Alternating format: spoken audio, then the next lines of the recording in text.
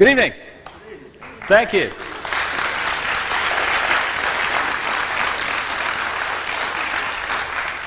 What a lovely theatre, isn't it? They don't build them like this anymore. Some of them are like those they put in glorified industrial estates and stuff like that. Don't have the feel of a place like this, and it's a great asset to Liverpool. Nice to be here again. Last time I talked a great deal about what I felt was the spiritual revolution going on in the world, and I'll touch on that very much tonight. But I also want to talk about the manipulation that's going on in the world as well.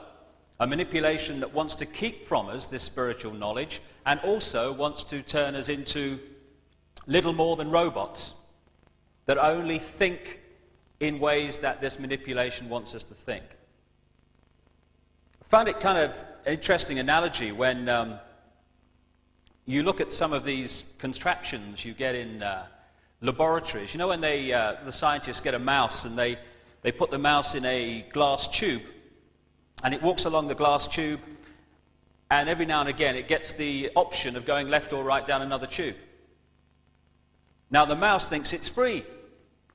It thinks it can make its own decisions on where it's really going. But the parameters set for it are very, very limited. So it is, as I'll talk about this evening, with the human race. We are persuaded that we are free, so we don't rebel. The fact is, we live in a subtle but very powerful global tyranny which we can emerge from. But only A, if we know what's going on, and B, if we're willing to stand up and do something about it. That combination will bring it to an end.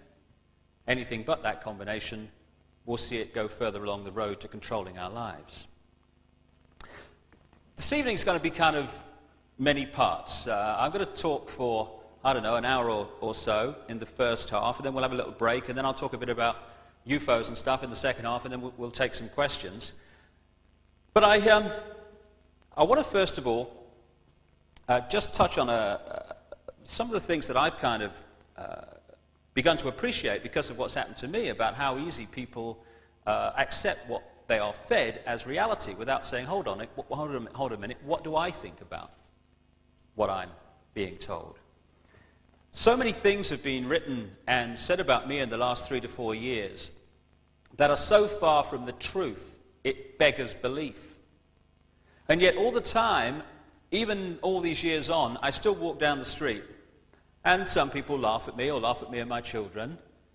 And I don't mind people doing that, but they're not laughing at me for what I am. They're laughing at this guy who looks a bit like me, has got the same name apparently, that I keep reading about from time to time, but is about as far from me as it's possible to be. That's the person they're laughing at, the image projected out, not the real person, which they don't know. And all in areas of this system, we are being encouraged, that's the mildest word I can use, to conform to certain ways of thinking. For instance, what are exams?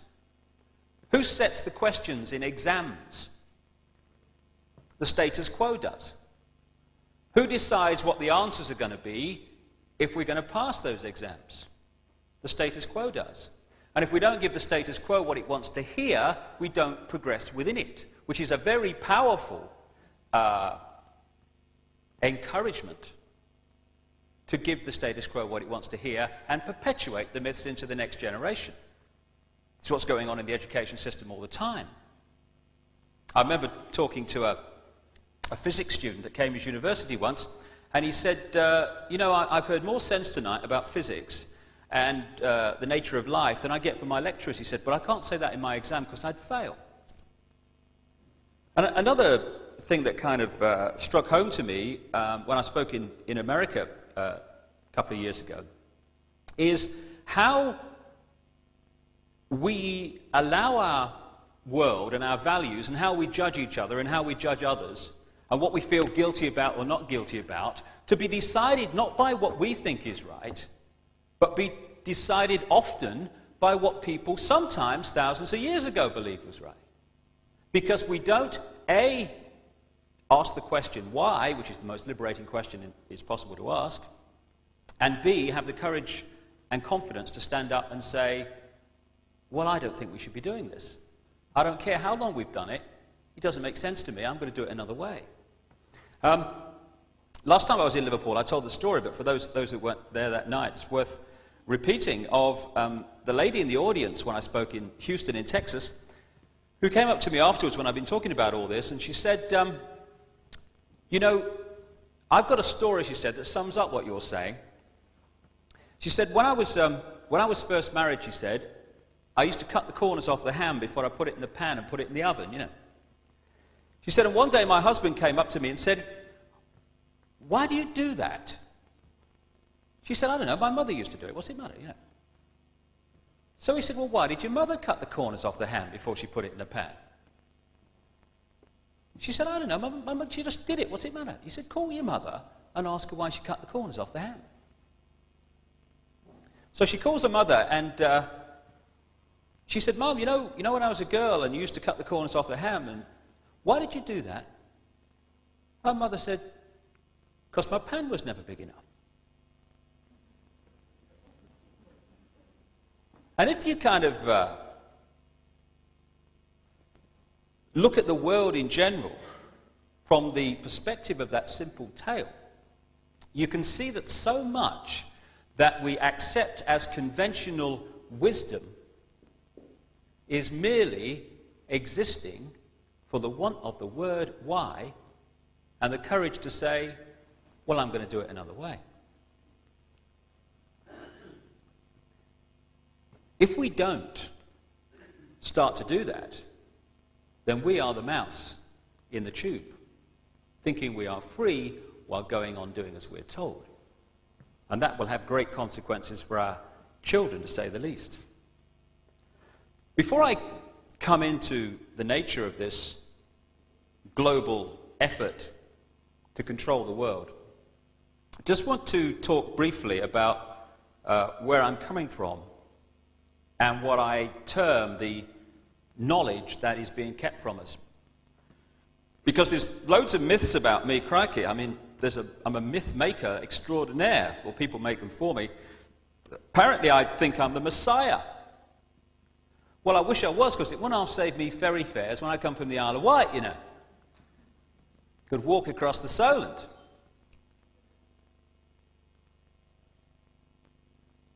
I've apparently discovered religion, which is really strange that I've written 6 books challenging the imposition of dogmatic religion and describing it as one of the greatest forms of mind control known to the human race. What I'm actually suggesting, and it's no more than what I believe and what increasing numbers of people believe, increasingly open-minded scientists too, challenges both the conventional views of who we are and what we're doing here.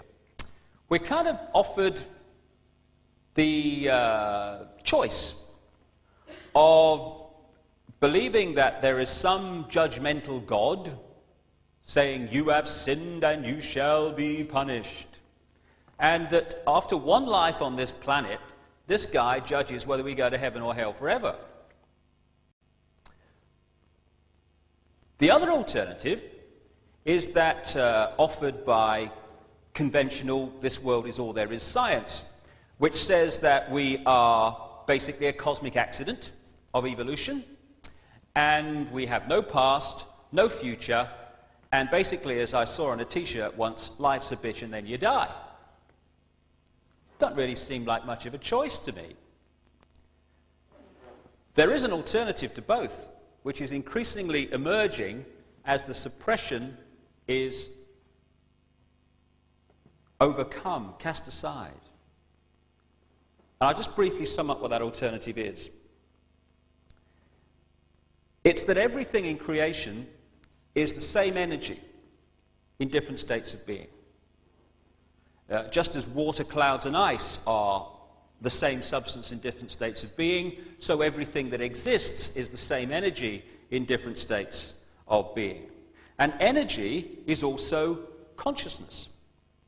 Some more enlightened, open-minded scientists are now suggesting, and have been for some time, for instance, that it can be shown that water has a memory. Well, water as a memory seems to be, crikey, that's crazy. It's water. How can it have a memory? But it can have a memory if energy is consciousness. Because therefore, everything has some kind of memory, some kind of retention of experience, whether it be a wall, water, the sky, ourselves, whatever. So if that is the case, then what we're looking at in this infinite creation is one gigantic mind. And it's this mind, this one consciousness that is everything, expressing itself through different forms, that is the force that has become known as God, or whatever name you'd like to call it. Some people call it the infinite mind, it matters not. This God is not some guy with a beard sitting on a throne handing out punishments for people who don't do as he says, and it's always a he. Have you noticed that? It is the consciousness that is everything.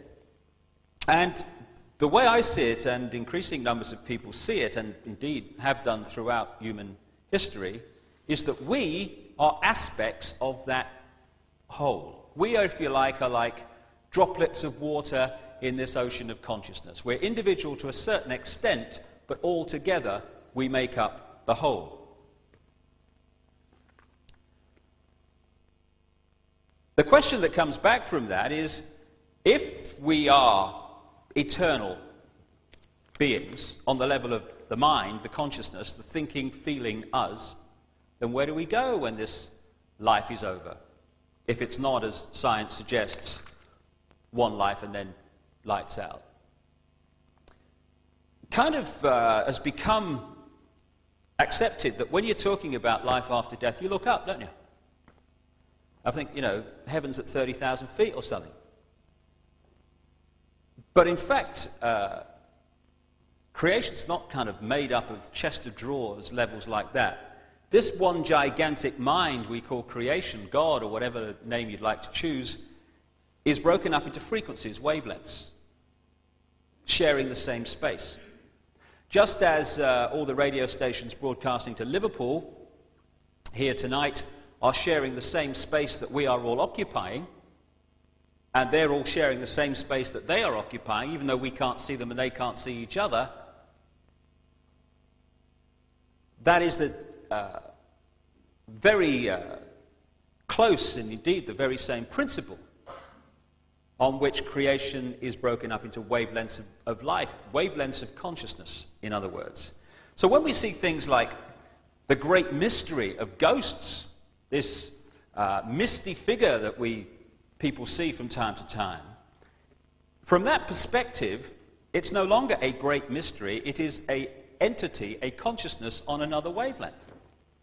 Just as if you get a radio and you tune it not quite on the station, but just off the station, you get principally the station you're closest to, but you're getting some interference from other stations. So in consciousness terms, visual terms, we are, when we see a ghost, tuning to a certain extent to another frequency, another wavelength, and we're seeing something of it. And the reason that it's not solid in the way it appears to us is because we're not actually right on the dial of that particular wavelength. We're only picking up the very outside of it. So the consciousness, the thinking, feeling, eternal us, is, if you like, very similar to that radio dial. At any point in our evolution, we are tuned to one of creation's infinite number of wavelengths. At the moment, everyone on Earth is tuned to this, what you might call physical wavelength, physical vibration. Therefore, this is our reality. We look around us, and this frequency, this physical frequency, is what we see. But psychic people can see something of other frequencies. Indeed, we're all psychic if we only realized it. And so, again, from this emerging perspective, this other great mystery called near-death experiences is no longer a mystery. Because what's happening in these millions and millions of similar stories that have emerged throughout the world over the past years or so, where people say, when they died, in our clinical terms, they were looking down on their physical body, and they say, it was my mind, it was my emotions, it was me looking down, but I wasn't part of my physical body anymore. And people say, oh, it's a great mystery that. All that's happening is the eternal part of us, the consciousness, the thinking, feeling, us, is withdrawing from the physical form. And that's all that happens on what we call death. And I was kind of interested a few months ago to turn on the news and see a story about near-death experiences. And what the news item was saying was that because resuscitation equipment in the crash areas of hospitals had improved so much in the last 10 to 20 years, more people were being revived from clinical death, and therefore more people were telling these near-death experience stories.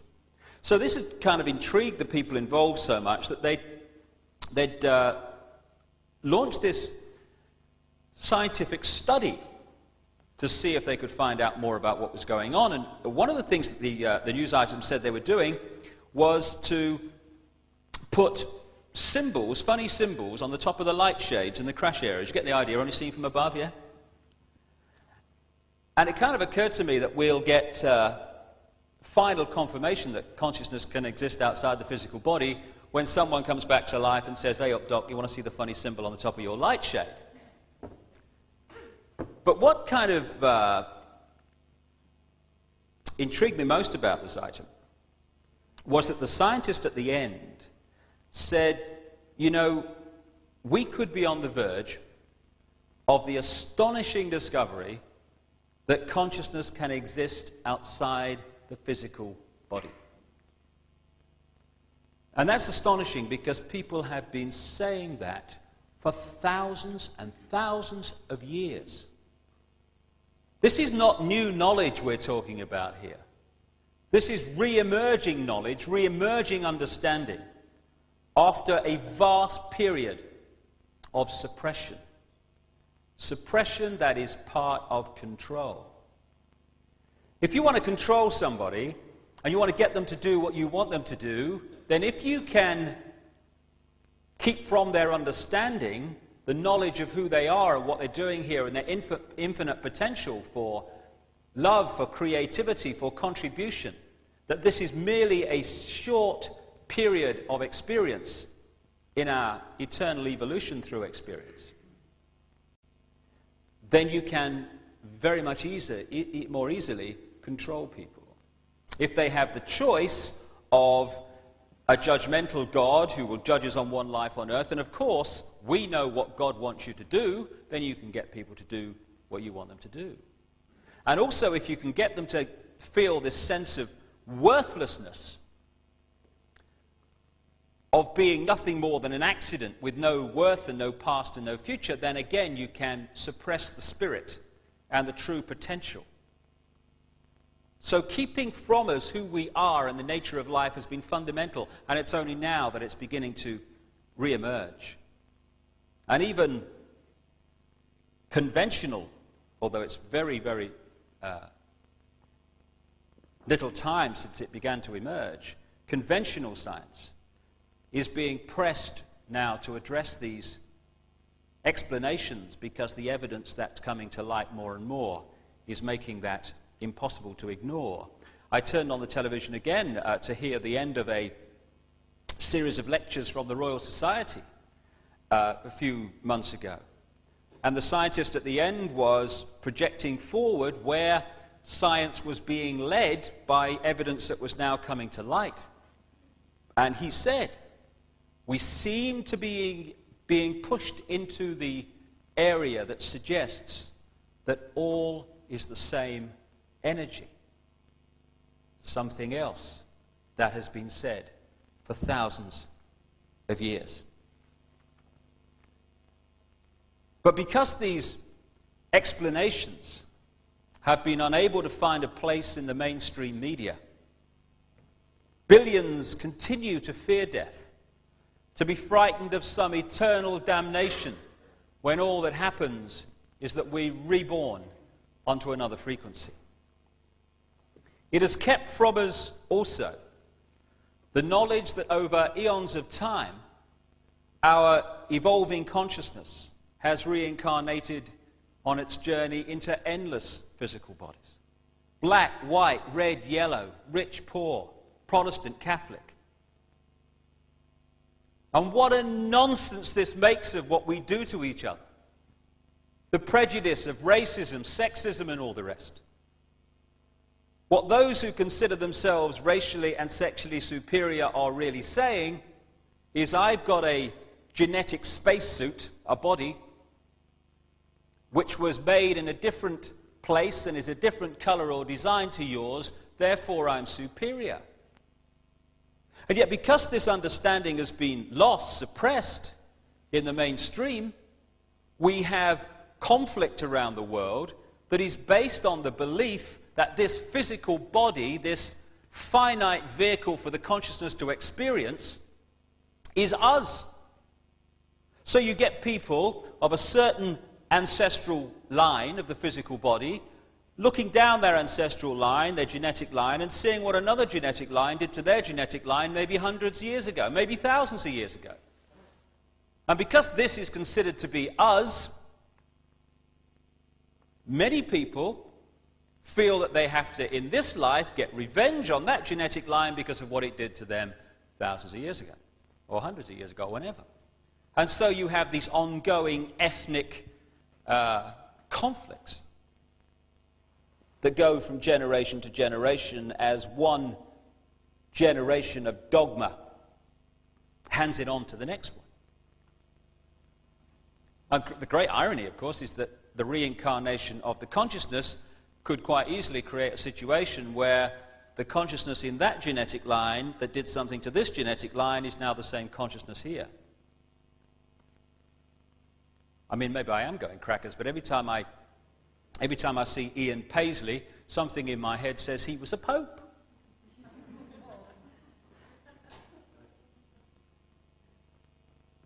From this wider perspective, so much of what we do to each other must have the rest of creation shaking their heads in disbelief. The fact is that someone born in the United States is not more special than someone born in Mexico. Someone born in London is not more special than someone born in Liverpool. Someone who is white is not more special than someone who is black. They're just vehicles for the consciousness to experience. If you go down to the seashore and you pick up a droplet of water in your hand, how can anyone say that that droplet is any more or less special than all the other billions and trillions of droplets you see in the ocean before you?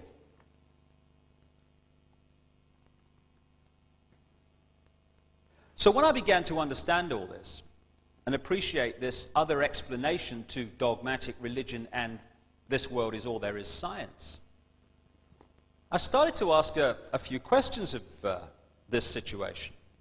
Like, how come that this explanation, at the very bottom line least, is as credible as the other two? How come the other two get guaranteed airtime, often no questions asked, here's your airtime, say what you like, and the alternative to both of them is ridiculed or condemned or suppressed by reflex action? The answer that I came up with was that clearly some people don't want the public to have access to this information. But who and what and why? And I began to ask other questions. Like, I don't know about you, but I've met a lot of people in my life, and I can't, to my knowledge, recall anyone who wanted a war, who had any interest in wars, who felt that wars were anything but horrific and to be avoided. So I thought, how come the world's been awash with wars throughout this century? Who's behind them? Or what? Or why? Then I kind of looked at this economic system that controls the world. An economic system that is so sane that the more successful it is in its own terms, the quicker it destroys the planet. It's the perfect environmental and human assassin. It insists every year that we take more from the earth even quicker, turn it into even more things, sell even more things, consume even more things, throw away even more things, to worship the real God of the modern world, economic growth. It insists that every year 20% of the people of the world consume 80% of the resources, while leaving the other 80% to get by on the other 20%. Crazy. Of course it is. But that's the economic system, take, make and throw away, that controls your life and mine. And that of 6 billion people nearly. So I thought, what's behind this self-destruction? Or who and why? I started to look at some of the other conventional wisdom that we pass on from generation to generation as the only way of doing things in this world. The wisdom that says, even though the economic system that I've just described is dismantling this planet, you ask a politician of any party anywhere in the world, what do we do to get out of this environmental situation? And they will say we must have more growth to raise the money to spend on the environment. If I said to you the way to put out a fire is to pour more petrol on it, you'd say he's out of his mind. But that's what the politicians are saying when they say about more growth to sort out the environment.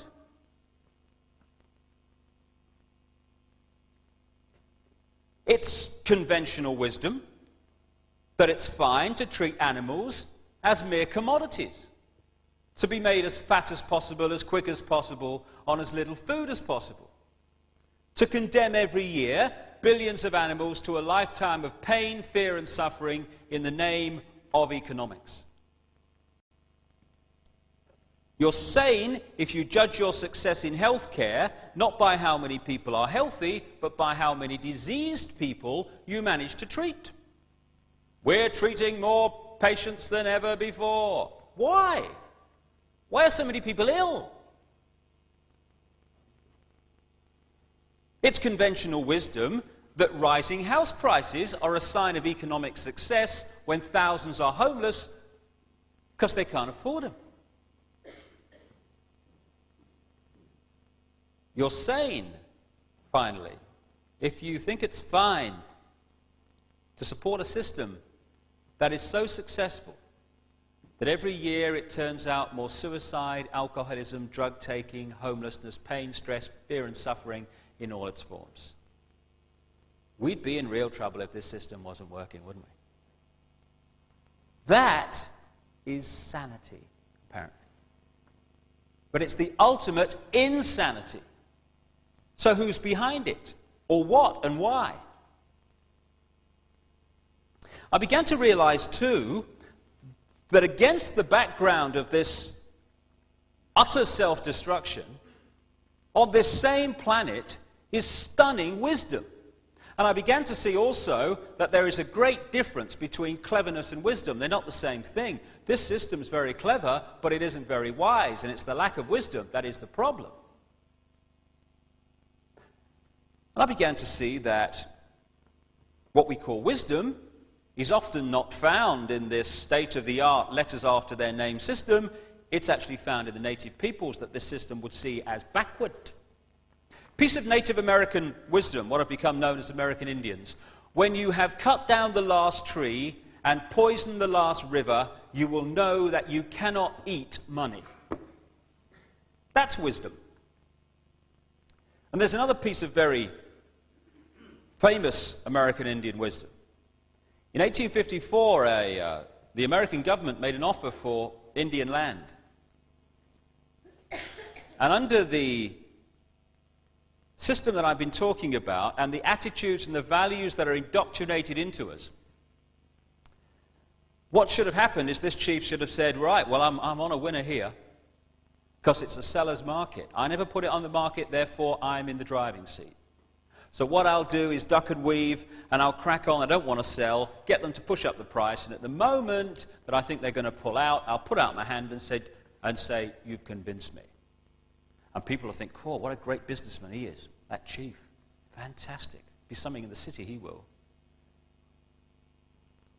But there's another value system on this planet also. A value system that said this in terms of this chief. How can you buy or sell the sky? We do not own the freshness of the air or the sparkle on the water. How then can you buy them from us? Every part of the earth is sacred to my people, holy in their memory and experience. We know the white man does not understand our ways. He's a stranger who comes in the night and takes from the land whatever he needs. The earth is not his friend, but his enemy. And when he's conquered it, he moves on. He kidnaps the earth from his children.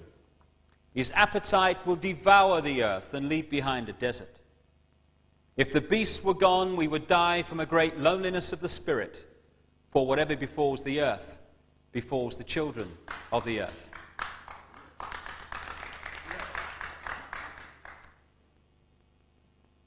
It's sobering to think that those words were spoken in 1854, when you look what has happened since. So I began to think about all this, and I also remembered that 2 or 3 times in my life, different people have said to me, you know, behind all this economics and politics stuff, a very few people actually control the world. And it kind of takes you aback when you first hear it, because you think there's 6 billion people in this world. How can that be?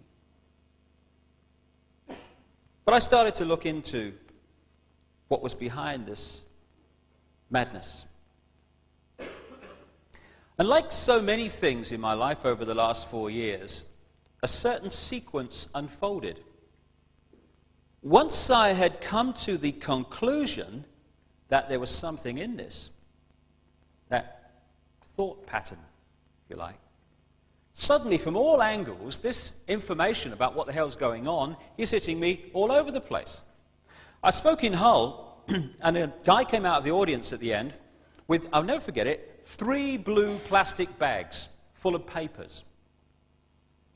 And he said, I think you ought to read this. Thank you very much. I got it home and I read it, and it was unpublished material. It was photocopied parts of books and what have you. And I began to understand the nature of the conspiracy that's been going on. And since that point, so much information has come my way from so many different sources. And I've been staggered to realize just how many people outside the public arena have been investigating this for a long time. And what I found most compelling is that some of them come from my direction, the way I see creation. Some come from Christianity. Some come from nowhere. Some have come into it by saying what's wrong with the economic system and who controls it. Some have come in from science by being involved in science and knowing that there is a lot of scientific knowledge that they know about that isn't being made public. And everyone's kind of converged in this same area of common agreement of what is going on. And that's what I'm going to concentrate on this evening, that area of common agreement.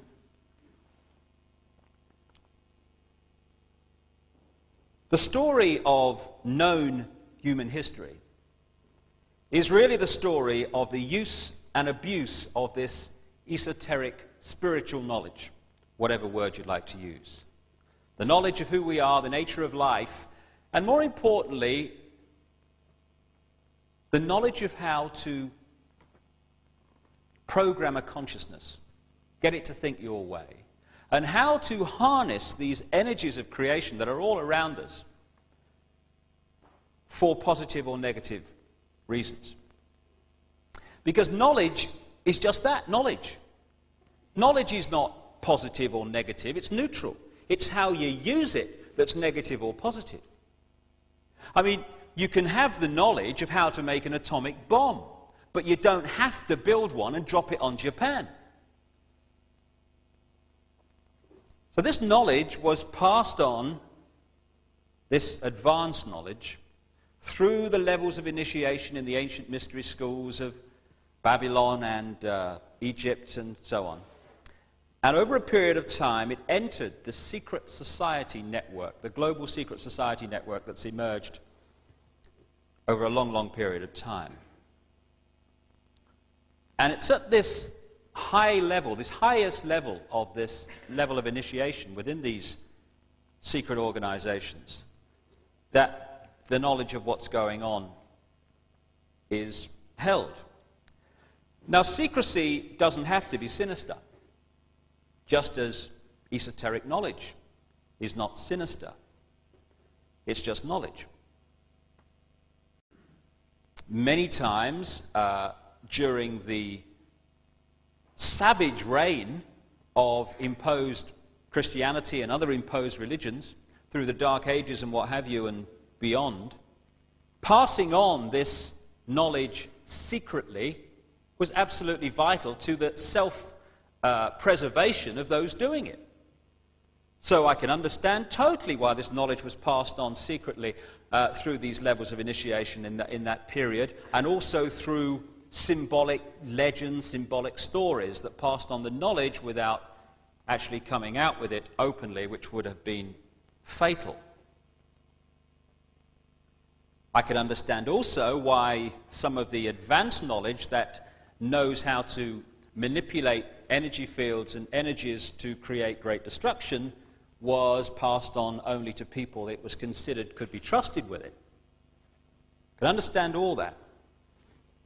But it would appear that over a period of time towards coming into the modern world, that this network of secret societies and the advanced knowledge that it contains at its highest levels has been infiltrated and string-pulled by a force that has used this network for very negative reasons. In short, to control the human race without the human race knowing it's being controlled. It's used this secrecy to manipulate and keep from the people the knowledge that we have every right to know. Within this knowledge, this esoteric knowledge and how these energies work, for instance, is the knowledge that exists today and has done for some time of how to create technology that harnesses the Earth's natural energy field and turns it into usable warmth and power. The idea that we have to take fossil fuels from this planet and turn them into pollution to survive is utterly ludicrous. The alternative already exists, and it's really funny, you know, how many people who've come up with this alternative have actually ended up in prison. I know two for a start, one of them's still there.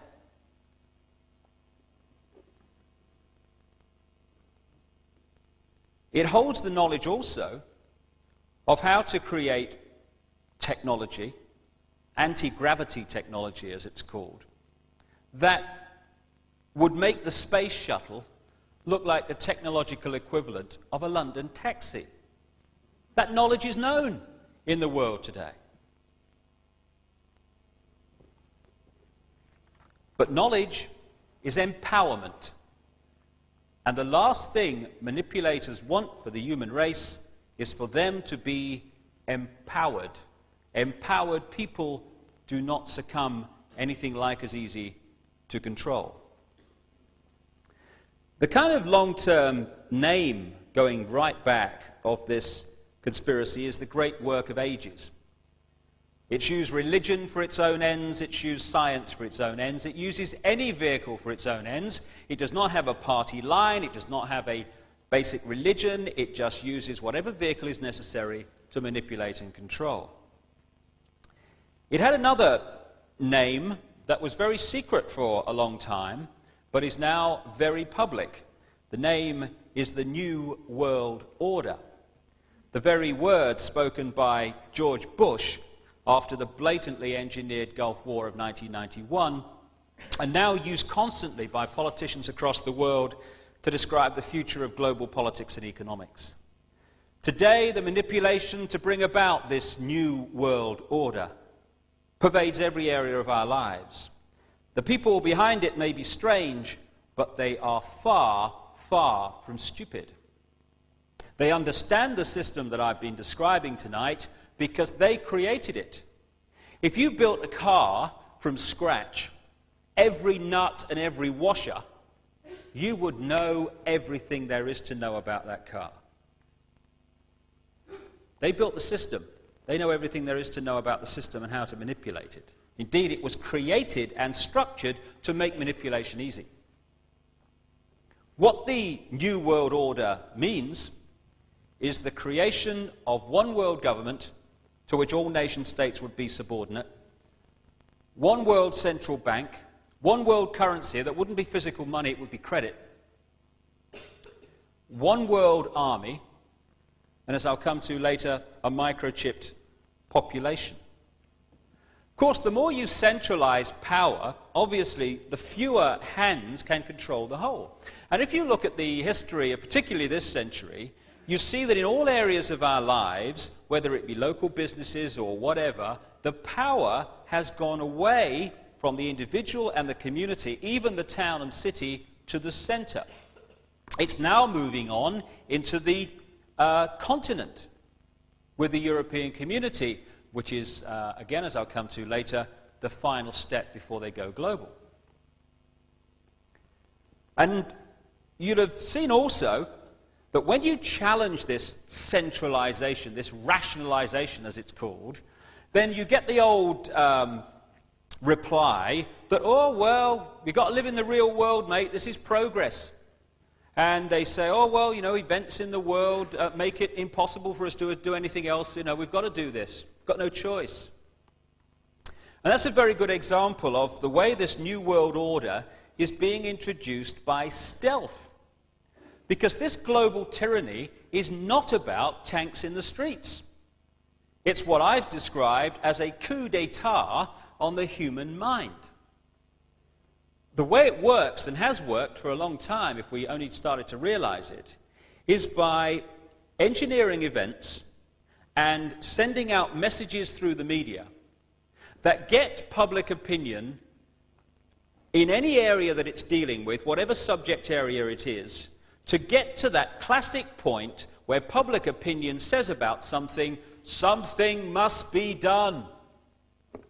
And when we reach that point of something must be done, the people who have created the problem to get people to come to that state of mind then step forward with the solution to the problem, which just happens to be what they were going to do all along, and it also takes us further along the road to centralized global control. In the words of its own secret document, create problems, then offer solutions. And it's happening all the time. To bring about the situation where a problem is highlighted, something must be done, here's the solution, off we go to the next stage on the road. In 1986, someone bought an IBM copier at a second-hand sale. And when they got it home, they found inside a very thick document, which obviously shouldn't have been there, called Quiet Weapons, or rather Silent Weapons for a Quiet War.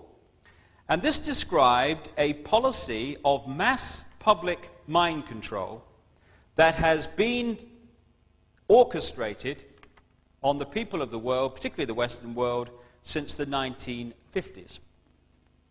See if, I'll just read you a little bit of it, see if you recognize the world this document is describing.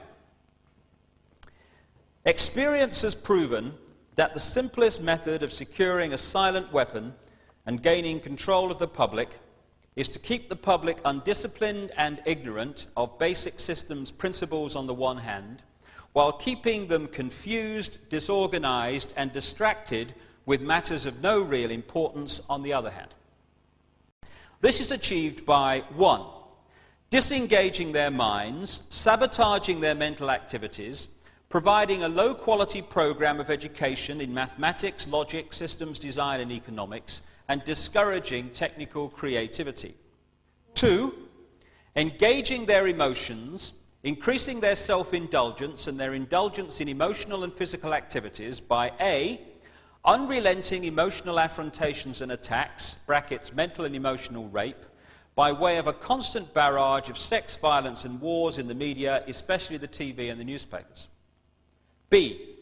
Giving them what they desire, in excess, junk food for thought, and depriving them of what they really need. 3. Rewriting history and law, and subjecting public opinion to the deviant creation, which I take to mean don't tell them who they really are.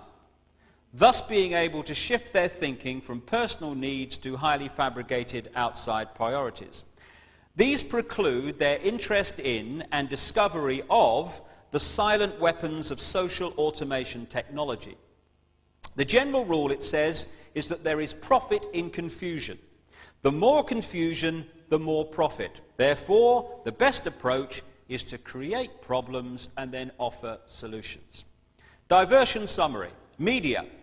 Keep the adult public attention diverted away from real social issues and captivated by matters of no real importance. Does that describe our media today or what? Schools.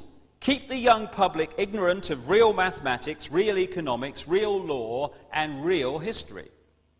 Entertainment. Keep the public entertainment below a 6th grade level. Work. Keep the public busy, busy, busy, with no time to think, back on the farm with the other animals. Give you another example of this. When legislation is being planned against, say, a target group of people, they don't just sit round a cabinet table and decide one day that's what we're going to do, and then they set about doing it. It happens long before then. Public opinion has to be softened up against the target group of people. So what you see over a period of time is lots of media coverage of this group of people, and they are presented by events and what have you as, quote, a problem. And this has been done with the travellers, for instance. So after a period of time, public opinion gets to the point where it says something must be done. And at that point, they come forward with the legislation which was waiting in the background all along. And you know how they find out if public opinion has reached the desired level to whack out the legislation? It's our old friend, the polling organisations. They're not there to test public opinion to see what people think so that governments can react to it. They are there for 2 reasons. First of all, to find out if the propaganda of various kinds on the public mind has worked or not, or whether it needs another batch. And secondly, to create a situation where public opinion, in quotation marks, is highlighted in certain areas. Because we do have this, unfortunately, and lots of people like to think that they think like everyone else. So if you suggest that 60% or 70% of the people think this, very soon 70% of the people will think that. And the people who go along in the streets with the boards and ask the questions, they haven't got a clue what they're being used for. They're just doing their job, asking questions that are listed and so on. Because as I'll come to in a second, the vast majority of people who are playing a part in creating this global tyranny haven't got a clue what they're part of. Wouldn't work if they had. All this and the New World Order plan in general is being coordinated through this global network of secret societies, which I and many other researchers call the Brotherhood. And at the top of this pyramid of manipulation is a group, an elite, who really pull the strings, which researchers know as the Illuminati, which is like Latin, as I understand it, for the illuminated ones. It's a name that goes back thousands of years. And if you think about it, every structure in our world, from a small business to a secret society, is based on a pyramid. A pyramid situation in which those at the top of the pyramid, say the top of a business, they know the whole agenda of that business, exactly where it's going, and what the whole game plan of that business is. The further you come down the levels, if you like, within that business, the less those people know about the big picture. They only know about their part in it. And this is how the secret societies work. On the lower levels of initiation, for instance, in the Freemasons, they haven't got a clue what the whole organization is being used for and infiltrated to achieve by those at the higher level. They only know their part in it. I mean, organizations like the CIA and other intelligence agencies, they work on something called compartmentalization, which is exactly the same. Those at the top of the agency know what the game plan is and what is the direction that they wish to go. Those lower down in the agency only know their part in it. And many people within this situation, they genuinely believe that what they're doing is good for the world. But they don't know what they're doing or how what they're doing fits in with what they're doing, fits in with what they're doing, and other people who also don't know the big game plan. And when you fit the bits together, then you see it's anything but positive.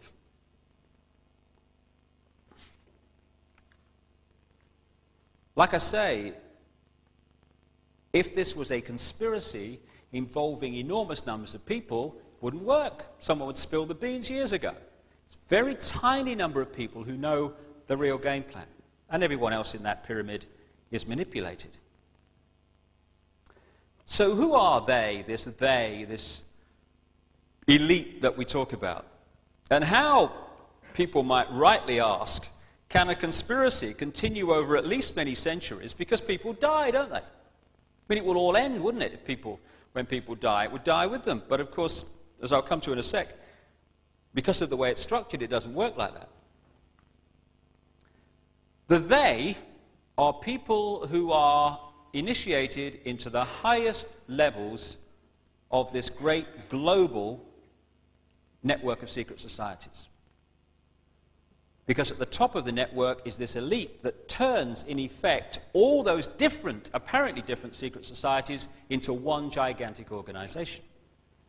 And at that elite level are people who have been initiated into the real agenda.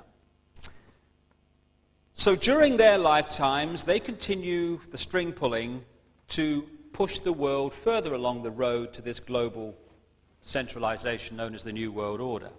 But at the same time, they're looking down this pyramid of initiation levels for others who they consider of the right attitude and of the right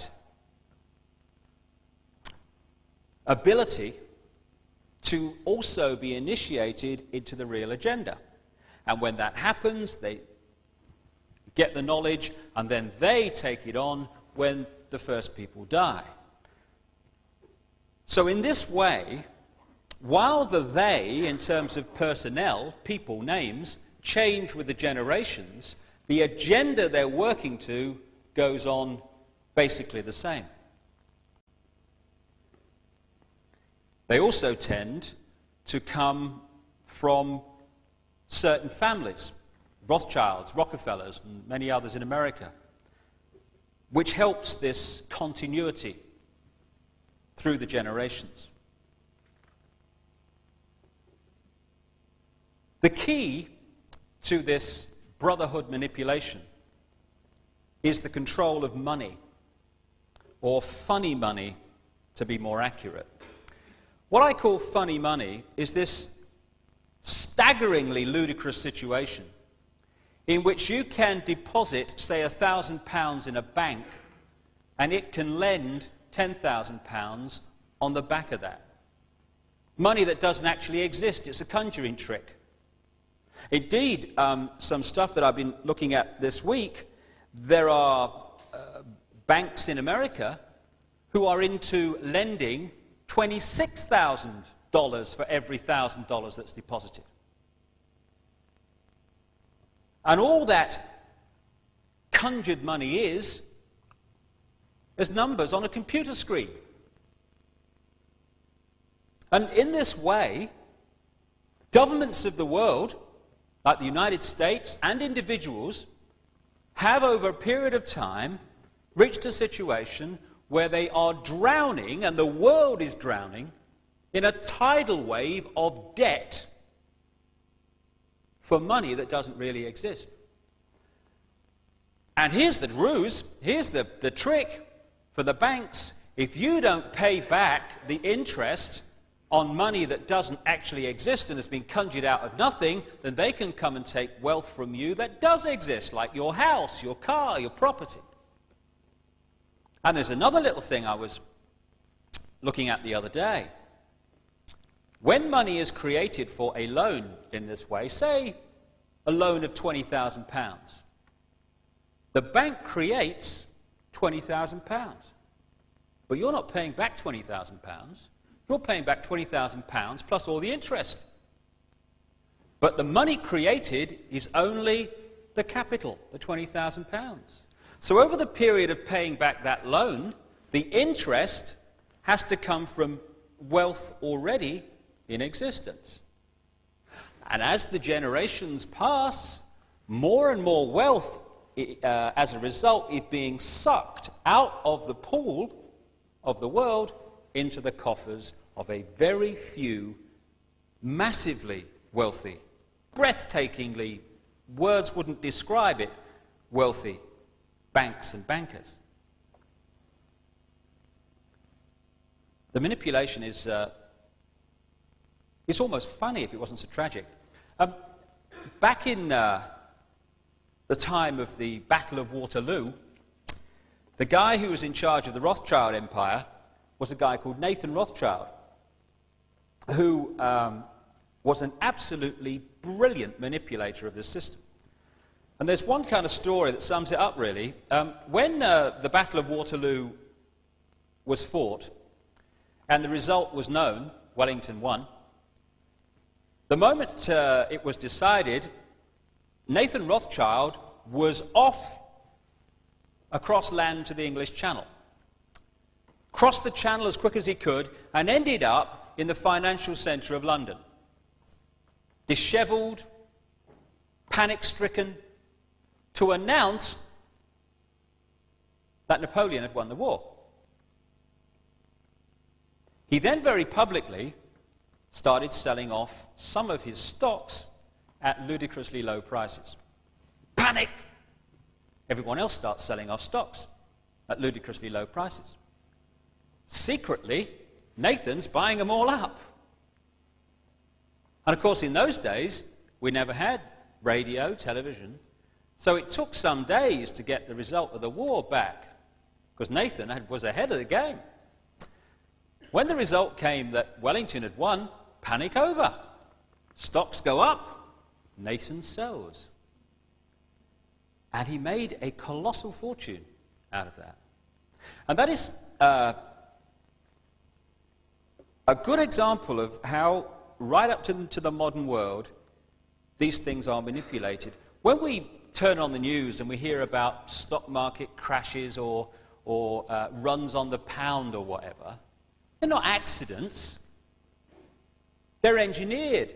The people who make a fortune out of economic catastrophe are those who know economic catastrophe is coming. And they know it's coming because they caused it.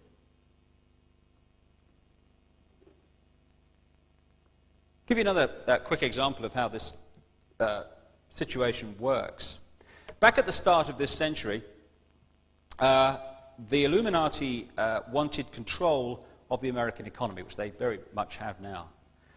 They wanted to create something called the Federal Reserve System, which is, to this day, a cartel of private banks that lend money to the American government at interest of which is paid by the taxpayers of America. So while people are homeless and hungry in America, income tax is being spent on paying interest on money that doesn't exist to private banks. Great work if you can get it. And they kind of brought this about by, back in 1910, the bankers met at a place called Jekyll Island. And they wrote this Federal Reserve Bill, exactly what they wanted to happen. But they had a little bit of a problem in the sense that by this time the American people, particularly the farmers and such like, were up to here with the behavior of the banks who by now were controlling America. So what did the bankers do? When the bill which they had written was made public and proposed, the bankers who had written it vehemently, publicly opposed it. And so the people who were fed up with the behavior of the banks, they looked at that situation and they thought, well, crikey, if they're agin it, we'll have it. And the Federal Reserve Bill was passed. It gave the banks and the Illuminati total control over the American economy, and the public had been persuaded that it was a very good idea because it did the opposite. This is why we have to get wise to this manipulation, because black is white and white is black, and for the best of intentions, we can help this plan if we don't know what's going on and become wise to it. The other thing, which is kind of relevant right to the present day, really, the other thing they did in that early part of that century, at the time the Federal Reserve Bill was passed, was they wanted to introduce the federal income tax bill in America. Now, to do that, they had to get a revision amendment to the American Constitution, the so-called 16th Amendment. Now, to do that, they needed 36 states to agree. They got 2. Now, in a democracy that we're supposed to live in, it would have been thrown in the bin. States won't have it, can't pass it. But, of course, we're not in a democracy. All that happened was that the Secretary of State, a guy called Philander Knox, went to Congress and announced that it had all been agreed. And everyone just accepted it. And so federal income tax became law, although it wasn't law, because it had never been passed. And in 1985, there was a businessman in America who'd sussed all this, and he wouldn't pay his income tax. And they came and took his car, and when they took his car, or whatever it was, probably, I think it was his car, he took him to court, and he won. And Nexus magazine, which is a magazine centred on Australia, but now available in this country and more countries around the world, which is dedicated to exposing what's going on, they published a copy of a letter from the head of the Inland Revenue Service in America. That's the equivalent of our Inland Revenue. It's called the Internal Revenue Service in America. And the Internal Revenue Service is a private company which collects federal income tax in America.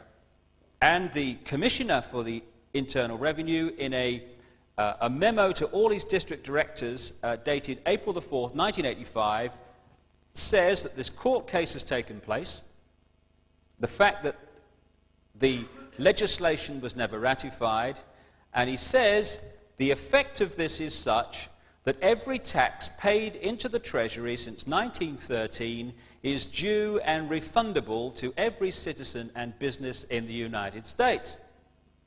I think they ought to pay it back, I reckon. But the interesting thing further on is advise each of your managers that they are not to discuss this situation with anyone. There will be no written communications, and you are to destroy this memorandum.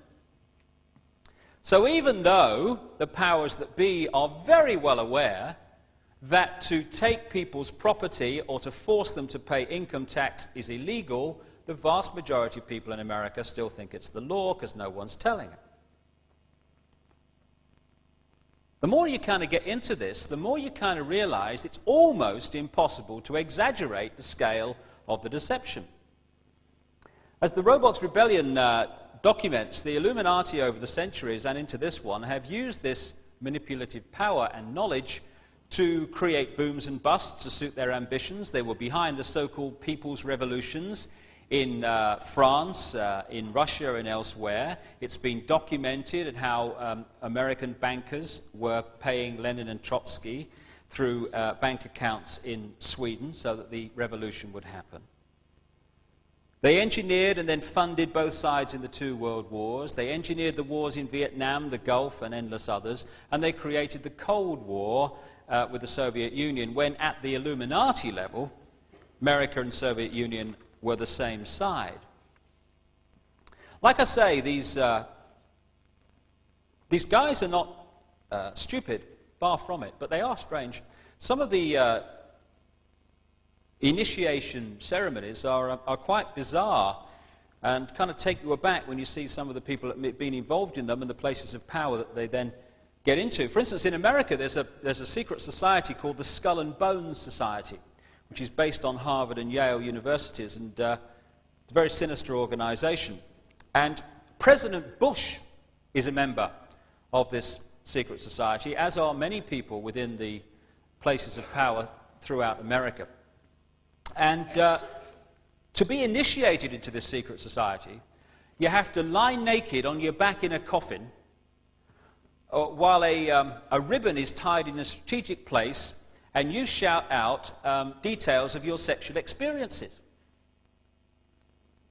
Now, there may be some people that think that might be a lot of fun, but the question is this: is that the mentality that should be President of the United States and head of the CIA? And more important than that, when people get involved in these secret societies, part of the initiation is to pledge your total loyalty to that society. So, for instance, when President Bush is President of the United States, as he was, his first allegiance is not to the people who elected him, but to the secret society to which he's pledged his entire being. And when you look into the background, you see that that was certainly the case. Indeed, he would not have become president, and neither will anyone else, including President Clinton, unless the Illuminati wanted it, because they control, through money as much as anything, but also through the media, which they also control, who becomes Democratic and Republican presidential candidate. You can't become a member of the people who run for being presidential candidate within your own party in America unless you have vast sums of money behind you. To run for president, the figures enter dreamland. And if you don't suit those with the money, you don't run for president. Not in a way that you've got a chance of winning anyway. And if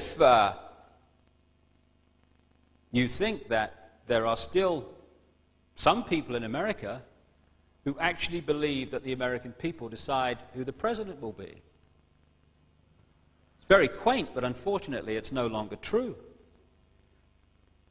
And should a president or prime minister become an obstacle to these brotherhood ambitions, then they're removed, either through assassination or far more often by creating events and activating the media to undermine the person involved, so that they're either thrown out by the electorate or, in the case of Margaret Thatcher, for instance, by their own side.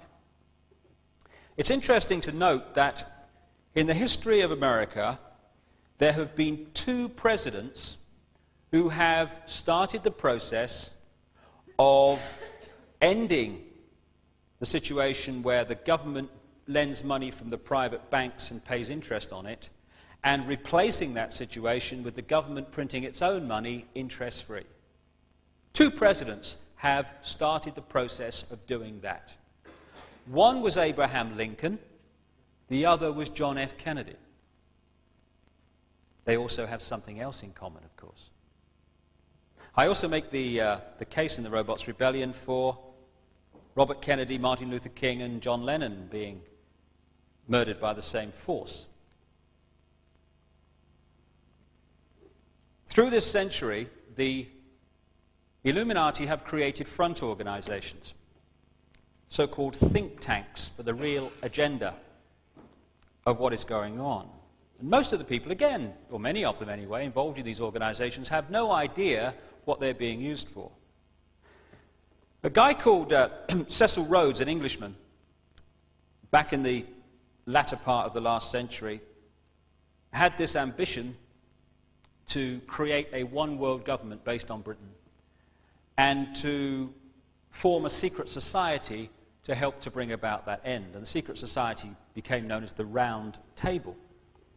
The Round Table is structured on classic secret society lines, with people only allowed to know what they need to know, and most people not knowing the real agenda. When he died in 1902, Rhodes bequeathed money to set up scholarships for overseas students to come to Oxford University and to promote his one world government beliefs and to have them indoctrinated into these one world government beliefs. And the most famous recipient of this scholarship today is the Rhodes Scholar now occupying the White House, Bill Clinton. After Rhodes died, the Round Table was taken over by a guy called Alfred Milner, who was a banker and highly influential in the First World War, Lloyd George's war cabinet, and by those who controlled the Rockefeller and Rothschild empires. In the 1920s, this network of think tanks were added to, or created, with the creation of the Institute of International Affairs in London, now known as the Royal Institute, with the Queen as its patron, also known as Chatham House. In America, another group was set up called the Council on Foreign Relations, set up with Rockefeller money. In 1972 came yet another of these front organizations working in concert with each other, called the Trilateral Commission, set up by the Rockefellers with a guy called Zbigniew Brzezinski as its head. Became public in 1973. The immediate ambition of this Trilateral Commission, incidentally, was to put a Trilateral Commission member into the White House as President of the United States as quick as possible. They managed it in 3 years when Jimmy Carter became a member. And he filled that administration with trilateralist members. His national security advisor was our old friend Zbigniew Brzezinski, who actually started up the Trilateral Commission. The Vice President, Walter Mondale, the Secretary of State, Cyrus Vance, and all the major players, or most of them anyway, in that Carter administration were Trilateral Commission members, an organization that had only been going for 3 years. Members of these front organizations, the Trilateral Commission and the Council on Foreign Relations, are in all areas of American politics, banking, business, the media, and any other area that requires manipulation. The United Nations is another front organization for this centralized one world government.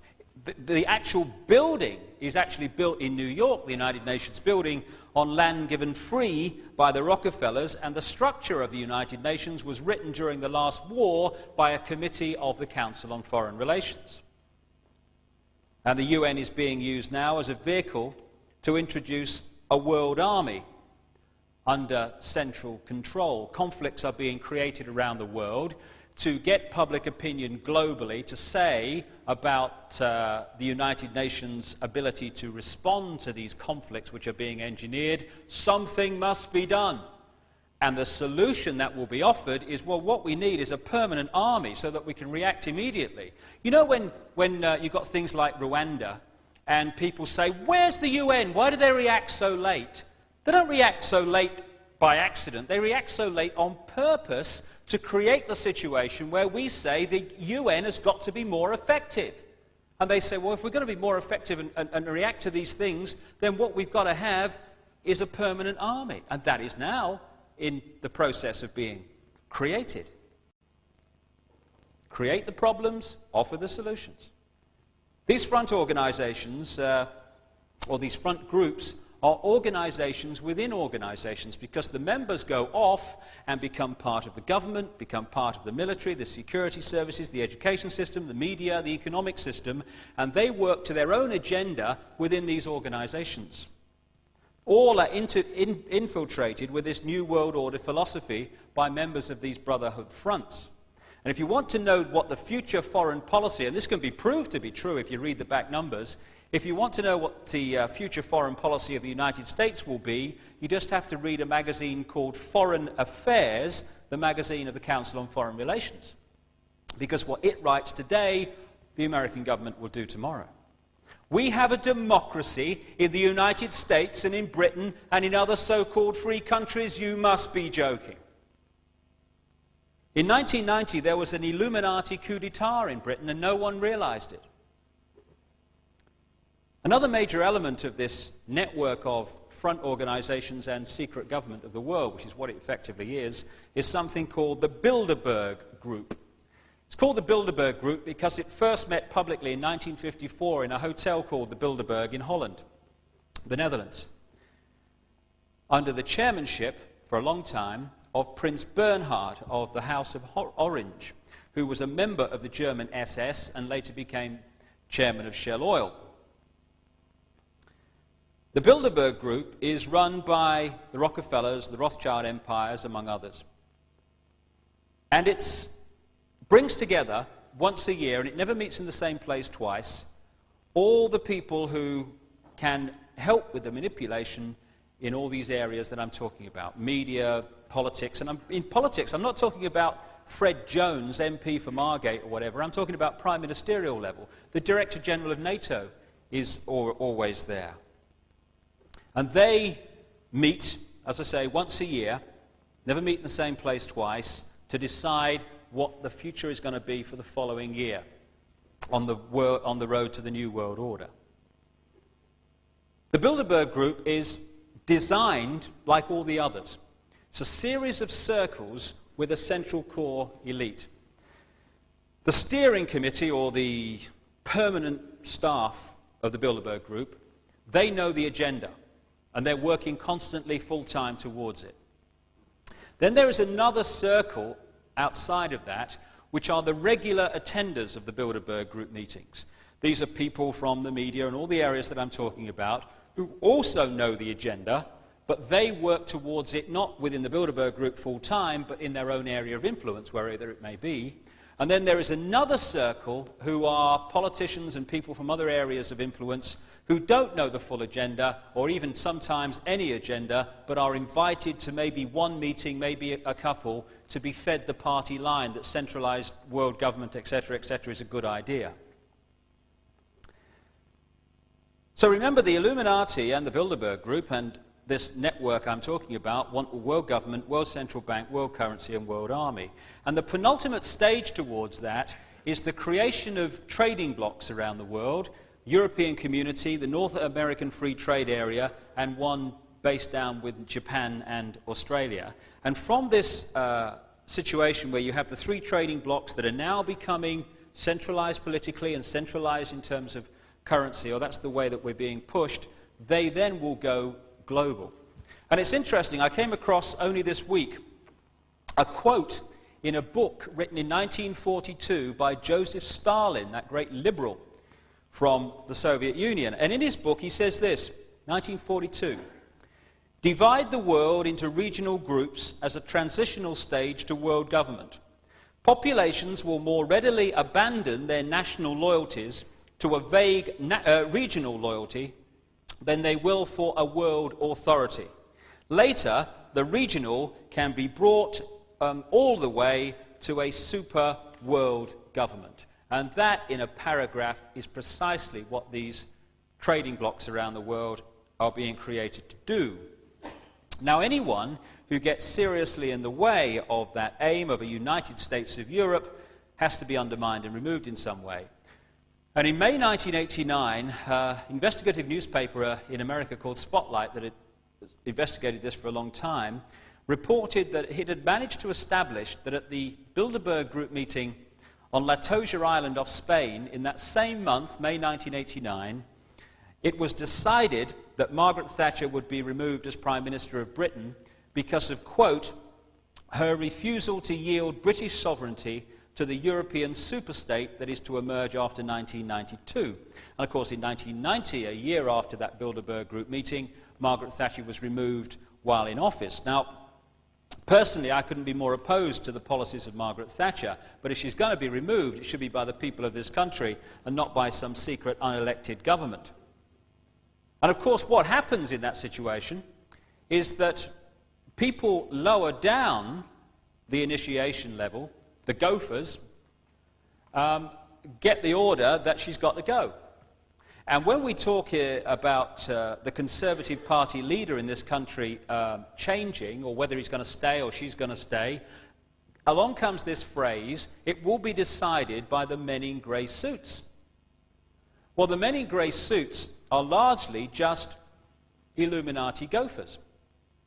Now, what happens is these men in grey suits don't go around the tea rooms of the House of Commons saying to Conservative MPs, "the Bilderberg Group's decided she's got to go, you know," and they say, "all right, and we'll vote for that." They go around and they do it in a much more subtle fashion. They'll get someone who's got a small majority, for instance, and they'll say, you know, if she stays, you've got no chance, mate.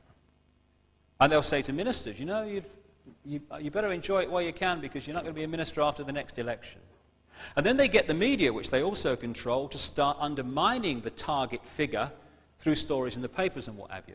And in the end, a momentum is built up that is unstoppable. And in the end, that person goes in whatever form it may be. In terms of Margaret Thatcher, she was voted out by her own side. Finding out what's going on within these Bilderberg group meetings is very difficult for obvious reasons.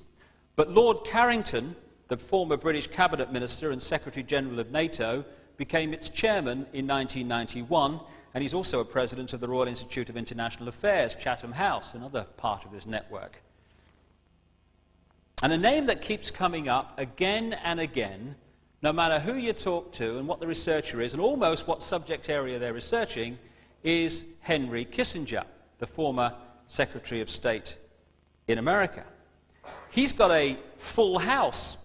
He's a member of the Bilderberg Group, the Trilateral Commission, the Council on Foreign Relations. Never gets home, you know.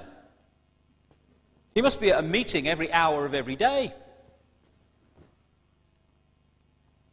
Other people known to have attended the 1991 Bilderberg Group meeting in Baden-Baden, Germany, was Bill Clinton, then the governor of Arkansas, the Rhodes Scholar, who then became president very soon afterwards of the United States. The Secretary-General of NATO was there in 1991, when Spotlight had a very good year of uncovering who was there. So were the high and mighty of politics, banking, the Rockefellers, representatives of the big global companies, the military, the media, and people like the owner of the Washington Post, Katharine Graham, who also has a full set. She's a member of all these different front organizations, very cozy little club. And it's interesting that you don't read reports of these Bilderberg group meetings in the Times, the Sunday Times, the Sun, Today. Funny, really, because one of the people at that 1991 Bilderberg group meeting, and very much involved in the organization, was, according to Spotlight, a man called Andrew Knight, the then chairman of Rupert Murdoch's News International, which owns all those papers. You don't read about Bilderberg meetings in the Daily Telegraph either. And yet its owner, Conrad Black, was also at that meeting and has been at many others.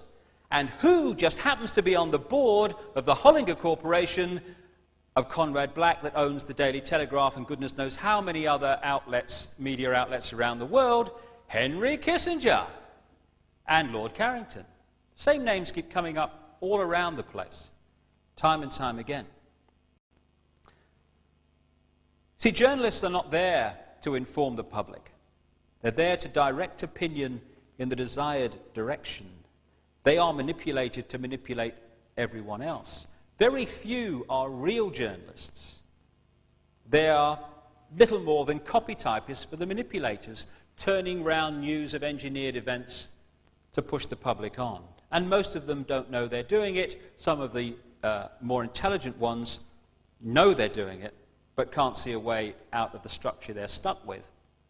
There's a guy called John Swainton, a long-time editor of the New York Times, who worked in this situation for a long, long time. And then when it came to his retirement dinner, he spoke to his staff in terms that spoke the truth that he'd been holding within himself to preserve his job up to that point. What he said to his staff was this: there is no such thing as a free press. You know it and I know it. There's not one of you who would dare to write his honest opinions. The business of a journalist is to destroy truth, to lie outright, to pervert, to vilify, to fawn at the feet of mammon, and to sell himself, his country, and his race for his daily bread. This is the important bit. We are tools, vassals of rich men behind the scenes. We are jumping jacks. They pull the strings, we dance. Our talents, our possibilities, and our lives are the property of these men. We are intellectual prostitutes. So we have a structure of manipulation which is string-pulling the politicians of all political colours, the media, the intelligence agencies, the big companies, and the global banking system. And the plan now is to create so much conflict around the world, so much chaos, including a massive global collapse which they'll engineer someone else to be blamed for, that we'll have a situation where we'll have a massive problem which has to find a solution. And the solution will be centralized government, centralized bank, centralized currency, which won't be physical money, but which will be credit, and centralized army. One group of people which this conspiracy must suppress if it's to succeed in the next generation is the young. And there is today a war on the young and anyone remotely different from the programmed, off-the-peg norm. The Illuminati agents, bizarre as it may seem, and I can understand that it does at first sight, the Illuminati agents within British intelligence and the CIA and other major global security services control the world market in illegal drugs through other aspects of the Brotherhood network like the Mafia. They do this for three main reasons.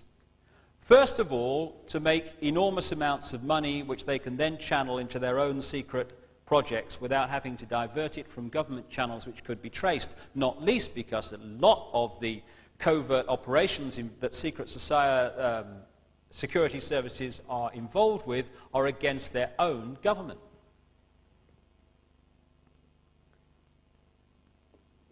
It's interesting that I've read a lot of evidence and a lot of suggestions from various researchers that the BCCI bank, the Bank of Credit and Commerce International, which crashed, of course, amid a quote, scandal, was actually being used as a front by intelligence agencies to launder drug money and to also launder illegal arms sales money. And it's interesting also how you can be duped if you don't know the background to what's going on, because when the scandal of the BCCI broke, the American government appointed a guy called Senator John Kerry of Massachusetts to head the investigation into this scandal. And he made all the right noises. He stood up and said, you know, this is a scandal and we must get to the bottom of this and I'll do everything I can, no stone unturned, you know the stuff. Well, he never got to the bottom of it. His investigation came up with basically nothing. Now, you may think on the face of it, well, he just wasn't very successful. And then you realize that he's also a member of the Skull and Bones secret society that other members of the government are also involved with. Maybe he shared a coffin with George Bush, you never know.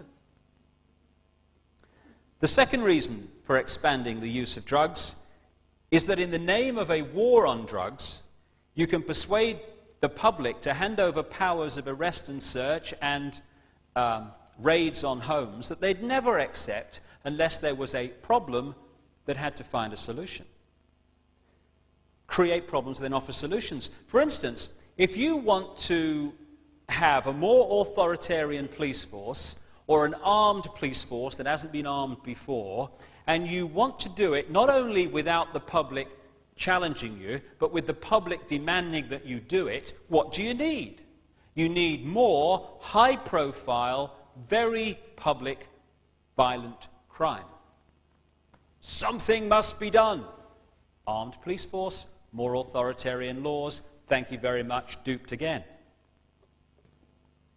The third reason for the CIA's involved and others' involvement in drugs is that they know that a drugged-up, screwed-up young generation is so much easier to manipulate than one which is aware of its infinite potential for love, creativity, and contribution to a positive change in the world. The ease with which young people can have access to drugs today is absolutely ludicrous, and it's ludicrous because it's meant to be ludicrously easy. It's been shown that British intelligence and the CIA were experimenting with LSD long before it was unleashed on the young in the 60s. And if people think it's far-fetched then you just got to look at what the British did through the East India Company to the Chinese. When they wanted to exploit and control the Chinese, what did they do? They tried to get them hooked on opium. Same principle.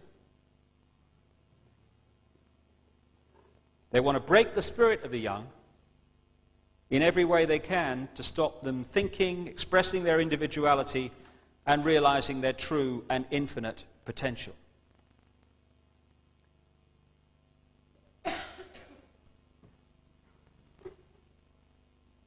Mentioned earlier that one other aspect of this New World Order conspiracy is the desire for a microchipped population. A population that would be effectively linked to a computer. Now this is takes two forms. First of all, there is the money side. You know, we're talking now about having credit cards and identity cards and everything like that. And the push is all to getting rid of physical money and having credit cards and credit alone as the form of currency. Now that's great, you would think, some would think. And what the next stage after the credit card is the barcode on the person. The guy at IBM, I understand, that invented the barcoding for tins of beans in the supermarket, has also invented one that goes just under the skin. So instead of going in the garage or the shop and using a credit card across the thing like that, you would be linked to a computer by this barcoding. The problem is, if the computer says, no siree, you don't have an alternative of saying, oh, okay, then I'll pay with cash, because that's not going to exist in the longer term, which is very much part of this plan. So suddenly we're under the control at that point of a computer deciding whether we are going to have the things that we need or not. And there's another aspect of this microchipped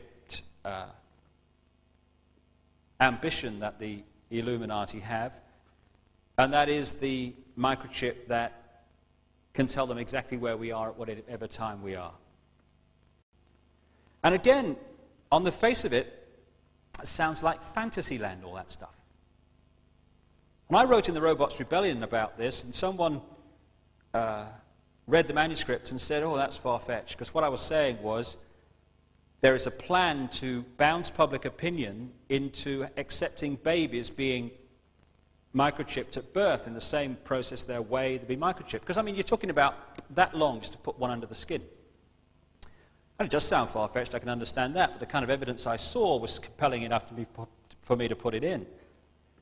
Just after the book came out, I picked up a magazine and an article by a guy called Dr. Carl Sanders, who is a highly acclaimed electronics engineer in America. And he was developing a microchip to help spinal injury patients. Put inside and help the messages go down the spinal cord, presumably. And he said in this article that at some point, this project was taken over by what he described as the One World Brigade. And he said he attended about 17 meetings, some in America, some in Europe, which were discussing how this microchip could be turned into a form of identification linked to a computer. And guess who attended the meetings? Old Henry again. Gets everywhere, Henry. And I said in the Robots Rebellion that I felt that what they would attempt to do to bounce public opinion, problem solution, was to highlight missing children stories. And therefore get something must be done. Actually, we've got the technology now, you know. You've only got to put a little microchip, they won't know it's there, and then we'll know exactly where they are. And so we'll never lose your child again. Oh, great, we'll have some of that. And there I sat reading this article from this guy, Carl Sanders, and what does he say in it? He said that in these meetings it was discussed how to get the public to accept them. And what did they say they were going to propose to do? To make the public aware of missing children. And one of the things they did in America, and are possibly still doing, I don't know, was to get one of the dairy multinationals that is linked to this whole or elements within which are linked to this whole business. And they put missing children on all their milk cartons. So all the time, subconsciously or consciously, we're being hit at breakfast in America with missing children, missing children, missing children. Problem, problem, problem. Something must be done. And of course, what's happening in America now in terms of animals, all this is accepted. You'll never lose Rover if he's microchipped. Well, we'll have some of that. Dogs and animals in America are increasingly microchipped and linked to a computer. In fact, I saw a story on a local news bulletin down the south recently, south of England, which said that it was being done to horses and stuff like that. So this is not technology that's somewhere in science fiction future. It exists now. The question is, how is the public mind going to be manipulated into accepting it? So what I've set out so far tonight, at the very least, surely needs and deserves to be seriously addressed and investigated. And we need to get streetwise to what's going on. And you would think, given the massive amount of documented evidence there is just outside the public arena, that those parties and groups who use the term for themselves radicals would be shouting this stuff from the rooftops, organizing protests galore, but largely they're nowhere to be seen. And I've been stunned at how many people who believe themselves to be radicals, to have sussed the system, are being duped like everyone else, more so in many cases. Far from exposing this conspiracy that is moving on to endanger the future of our children, those who are trying to do that are being condemned by some of them. See, this is an important point, because to the Brotherhood game plan, the robot radicals are just as important as the robot right. The idea, and it's worked magnificently, was to create right across society phony wars. Wars between right and between left, between Labour and Conservative, between Republicans and Democrats, between bosses and workers. And all the time, there we are fighting each other. Oh, it's the Tories. No, it's the Socialists. No, it's the bosses. No, it's the unions. And over here are the manipulators going, thank you very much, I'll have some of that. Divide and rule is the bottom line. And so these phony wars are dividing and ruling. And we never look behind us and see who's pulling the strings of everybody. What the manipulators do is play one black and white, rigid, dogmatic belief system against another rigid, dogmatic belief system, and create conflict as a result. That's what largely the Cold War was about. What the Cold War was about was creating this black and white belief system against another black and white belief system on a global scale. Divide and rule. So war was replaced in terms of control by fear of war. Same thing. The only fundamental difference between black and white right and black and white left are the words used to describe their particular black and white belief system. Because unless we leave the black and white alone and start looking at the shades of grey where the truth always lies, then we'll go on being duped and will deserve to be so. And yet, since the Robots Rebellion came out a couple of months ago, while so many people who wouldn't describe themselves as radicals have kind of opened their minds to all this and started to say, hey, what are we going to do about it? So many who are considered to be radicals have done nothing but have a go. Apparently, I read in one newspaper, I am anti-Semitic. I wouldn't know how to be racist if I took a correspondence course. The whole idea is ludicrous that we can judge anyone by their physical body, for all the reasons I've talked about tonight. Bizarre. This charge from the political equivalent of disgusted Tunbridge Wells comes from quoting extracts from the so-called Protocols of the Elders of Zion, in the robot's rebellion.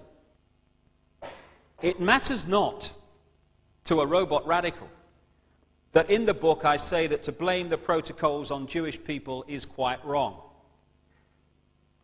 and that no one has suffered more in this century than some Jewish people from the very manipulation I'm exposing or seeking to expose tonight and in the book.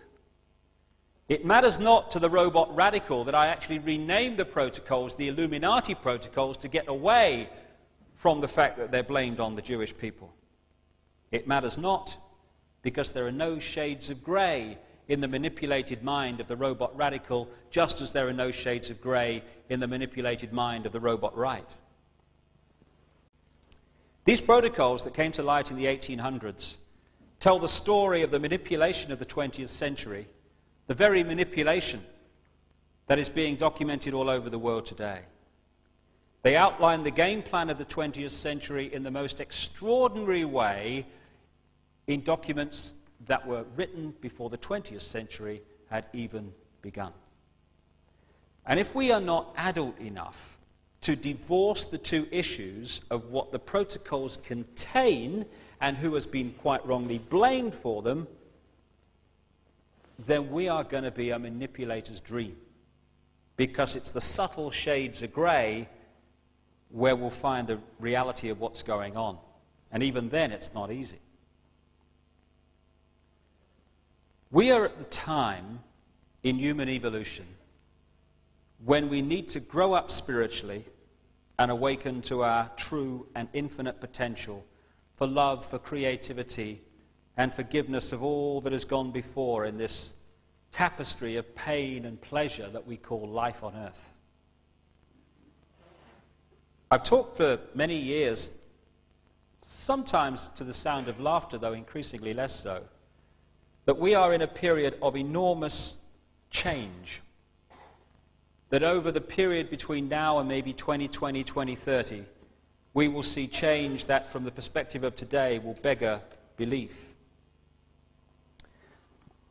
The more I've kind of investigated it, the more I've read other people's opinions and other people's research, the more I've, in my own mind anyway, come to appreciate the nature of this change, which you can take or leave because it's only a view. I've kind of read stuff and talked to people about an explanation that feels compellingly good to me. And that is that there is a great circle of energy within this galaxy, which is centered on a cluster of stars known as the Pleiades. And this ring of energy is a bit like, if you think about the rings of Saturn, similar to that, only it's not physical. It is highly charged, massively powerful energy. And goes way out from that cluster of stars. Because everything in creation, and certainly everything in this solar system and beyond, is in orbit. Like if you look at the inside of an atom, it's a series of things in orbit. You take on to the next stage, you've got a planet going round in orbit round the sun. The solar system is in orbit. Everything is in orbit, moving around a central point. And it's been worked out by a number of people, indeed there's been a whole book now produced about it, that this solar system passes through this ring of highly charged energy once every 10 to 12,000 years. Goes through one side, through the center, through the other side, round, and 12,000 years later, or whatever, the process goes on and on. Which is kind of interesting because it's projected that we are now entering this process of going through this highly charged energy again. And if you go back 10, 12,000 years, the last time we would have gone through this process on the explanation that I'm putting forward would have been the time of the end of this so-called mythical, but I believe very real civilization known as Atlantis. When an energy field, be it a planet or whatever, goes through this beam of highly charged energy, and it's been estimated again it takes about 2,000 years to go right the way through it. That energy field is massively energized and rebalanced. So, if an energy field is massively out of balance, this process is going to move it in vibratory terms very quickly a very long distance, which kind of means all hell's going to break loose, because everything is energy. The weather's energy. Geological events are energy, etc., etc. We are energy. Everything's energy. Everything's thought. So the more out of balance an energy field is, the more severe the implications of this rebalancing process that happens as a natural sequence every 10 to 12,000 years. So whether this process of change, and when you look at the ancient writings and so many common themes through the generations, be it the Native American Indians, be it the Nostradamus thing, be it way back into ancient times, the Maya in Central America, and the early part of this millennium, they're all pointing to a period of great change in the period that we are going into. Now, people may dismiss that, but I'm looking all the time for common themes, and I'm seeing, through the 2,000 to 3,000 letters that I receive every year, people tell me their life stories and what's happening to them. I am seeing people of all different walks of life suddenly going through great change at this time of thinking, of perception, of everything. Something is changing that is very different to what we've been used to. So the more we could balance this energy field called Earth with harmony, with love, as opposed to all the other stuff we see around the world, the less painful will be this great change that we're heading into. This Illuminati game plan that I'm talking about cannot succeed because this process of going through this rebalancing process will bring it to an end. On the other side of it, whatever happens is going to be a very different world and a very much better world.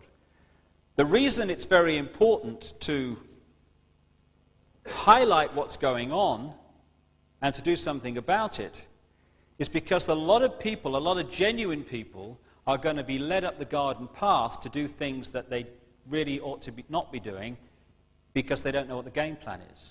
And also, the whole basis of the manipulation is to divide us and is to get us to judge each other, to hate each other, to envy each other, to compete with each other, and therefore create the very opposite thought patterns, energies that are necessary at this time.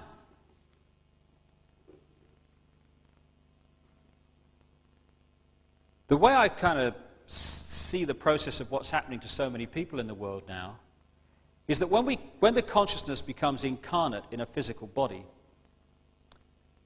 not all of the consciousness is subject to the great limitations of the body. Only that which I'll call the conscious level. What has become known as the subconscious and higher conscious levels of us are not subject to the great limitations of the physical body, and therefore they have a much wider picture. In simple terms, if you saw the conscious level working through the physical body as the spaceman on the moon in the spacesuit, and the subconscious and higher as mission control, you see the symbolic difference between the two. One is experiencing and subject to the pressures of this level, the other one has the wider picture. What kind of happens in this very imbalanced world that we're born into is that the two get divorced from each other. Imagine a spaceman on the moon in the big spacesuit. He's got information coming in through the eyes and the ears that tell him about what's going on immediately around him. That's one source of information and perception. But he's also getting mission control that has the wider picture speaking to him, and so he's got two sources of information, the wider picture of the mission and the localized here and now around him information. Now that's great, that's a great balance, and therefore he's got a perception of the whole picture. What would happen, however, if someone came along and snipped or dramatically reduced the power of his link with mission control? Suddenly, there he is, stuck in this very limiting spacesuit, and the only information that he is receiving in which to perceive and behave and decide is suddenly coming in through the eyes and the ears. It wouldn't be long after that point was reached when his behavior and perception would be dramatically different to what it would have been had mission control been part of his information source. And my feeling is, and the feeling of many other people, is that the pressures of this world de-link us from higher levels of ourselves, and so we become dominated by this information above all else. And who's got control of this information? Our old friends that control the media, the education system, etc., etc. What I feel is happening, and crikey, is it obvious in the letters that I receive every day, is this process of change that's going on as we begin to go into this rebalancing beam of energy, is that this process of resynchronization among those who are open to it is creating the reconnection to oneness, as it's called. All levels of being are entering the perception process, and suddenly, and my goodness, it happened to me in a big way a few years ago. I was going around for a while saying, excuse me, what planet is this? And I get so many letters from people, increasing numbers as the weeks pass, who say, some of them from business people, who say, how come that all my life I've thought this system and that everything was the way to do it, and I've been dominated by growth graphs and shareholders' profits, and then suddenly I can see it as the sham it is. What's happened? Why haven't I seen it before? Very constant thing that I get in letters. The answer is, before, dominated. After, resynchronization with other levels of self. Therefore, perception changes, understanding becomes wider. This process is happening among increasingly large numbers of people. It's not made the national news yet because it has to be in letters 10 feet high with knobs on before the national news pick it up. But it's growing and growing and growing outside the public arena all the time, and there'll be many people in this audience who will have gone through it or are going through this process of reawakening and reevaluating our lives and our place in the world. And this resynchronization and this realization of the questions that need to be asked creates a freedom. Certainly has within me. I couldn't recommend it more. It's a freedom from caring less what people think about you, do about you, as long as you can justify what you're doing to yourself. It's a freedom that, to echo Martin Luther King, allows you to say that we are free at last, we've found the ultimate freedom. The freedom to think for ourselves and to live what we believe is right and not have someone else impose their belief system upon us. It's a freedom that allows you to ignore the ridicule and condemnation and go beyond what is scientifically and politically acceptable, even if people in the short term find it funny. For goodness sake, it's what's politically and scientifically acceptable that is destroying the world.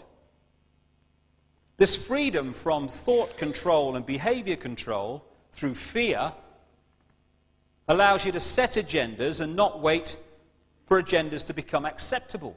Truth does not become truth only when it becomes acceptable. This world did not become round only at the point where it became acceptable to say it was round. It was always round, even back in the days when you were a loony if you said it was anything but flat. This is a time when we're coming together, both within ourselves and within the world. Coming together to remember who we are, why we're here. A time above all to spread peace and love across the planet in our own lives and out to everyone else. And I don't mean love in the sense that we've come to accept it on earth, which is about I love you if what you do is acceptable to me. It's a love without condition, a love that doesn't seek to possess but seeks to set free. It's the kind of love we have for our children. We don't always like what they do or say. We may quite rightly say so, but we love them just the same. And when I kind of try to expose what's going on in the world, as so many other people are doing. I don't seek to expose the behavior of the manipulators to condemn them as people. They're victims too, controlled by some highly imbalanced consciousness that's working through them. We need to meet this manipulation with unwavering determination. Yes, but not with hatred and aggression to them as people, which just creates twice the hatred and twice the aggression, which is what we're trying to remove from the world. They may think they're in control, but they're not. They're just vehicles of a battle being played out on the levels of consciousness that's just reflecting itself in this physical world. We all have a big decision to make in the world today.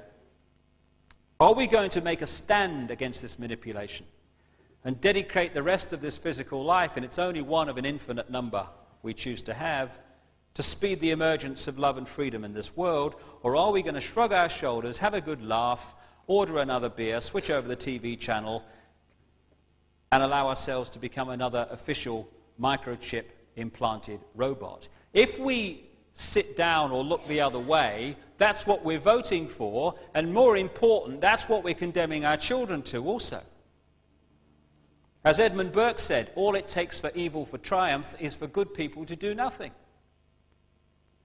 We are the generations today that are in a point of decision that can allow us to leave our children in nightmare, or be the first generations for goodness knows how long to leave our children a better world than the one we found. We need to open our hearts and our eyes. Through our hearts we can take the spiritual path, projecting love and harmony in the world, but through our eyes we need to be streetwise also to events unfolding around us. If we fuse the streetwise and the spiritual, then it will become an unstoppable tidal wave of change. A change that will reveal the truth about humanity, that we are not evil, we are not stupid, but we can appear to be both sometimes if we fall for the manipulation. And that's a very good point, a positive point that comes out of all this. I keep hearing what I've tried to say, we need a better world, we need this, we need the other. We get this thing, you've probably had it too, you'll never get past human nature, mate. That's the problem, not worth it. But hold on a minute. It's documented in very detailed terms how the two world wars in this century were engineered and manipulated into existence. And these other major wars in the world, that wasn't human nature, that was engineered, manipulated human nature. Human nature in its true form is very different to the one we are supposed to accept as the case. This assault on human freedom, such as the criminal justice bill in this country, is not only curbing freedom of those that it appears to be aimed at, people like the homeless and the travellers. It's part of a sequence to suppress all peaceful protest. If they'll take away the freedoms of travellers and the homeless, they'll take away the freedoms of anyone when it suits the plan, even those in the leafy lanes of suburbia. As one victim of the Nazis said, first they came for the communists, and I did not speak out because I was not a communist. Then they came for the trade unionists, and I did not speak out because I was not a trade unionist. Then they came for me, and there was no one left to speak out for me. More than anything, I feel we need to let the divisions between us fall away. These phony wars and phony divisions that are created to divide us, because they're not real divisions, they've been manufactured on the classic principle of divide them and then you can rule them. The engineered wars and the divisions of race, of colour, of country, class, income bracket, and all the others we constantly invent. The us and them is precisely the situation that the manipulators want right across society. If we're going to sort this out, the us and them must become we. After all, we're all aspects of the one consciousness. I am you, you are me, I am everyone, and everyone is me. The divisions are just a physical illusion as part of the experience. Those who manipulate are not invincible. The power is their secrecy and public apathy. The secrecy is now being unveiled and the game plan revealed. The public apathy is up to everyone to remove. As Gandhi said towards the end of British rule in India, although the British didn't realize it at the time, 100,000 Englishmen cannot control 300 million Indians if those Indians will not cooperate. And it's time, well past the time, surely, when we cease to cooperate with the manipulation that is seeking to imprison us and more than ever imprison our children. And if there's one urgent message to get across to the people of the world today, it is open your eyes and get off your knees. We're on the threshold at this time of incomprehensible change. And when you think of all the wonderful things that happen in the world and in people's lives and the wonderful people and the wonderful things that people do, even against this background of engineered conflict that I've been talking about, think what the world will be like when all that engineered situation is removed and humanity can express its true glorious self. That's the world that awaits us. And it's nearer than we think. The truth is that humanity is overflowing with love and creativity which it is desperate to express. And in the words of a song by a very enlightened group of young people called East 17, don't you worry because it's all right. Don't you worry, child of light. We are the seed, a brand new breed. We'll succeed, our time has come. We are the new. These words are true. Let the light of love shine through. We shall love the earth and we shall love each other. We shall love those who hate us and we shall love those who love us. We shall not choose between them because all are one and one are all. And that's the truth that's re-emerging in the consciousness of increasing numbers of people on this planet today. We're here to change the world. People are beginning to remember that's why we are here.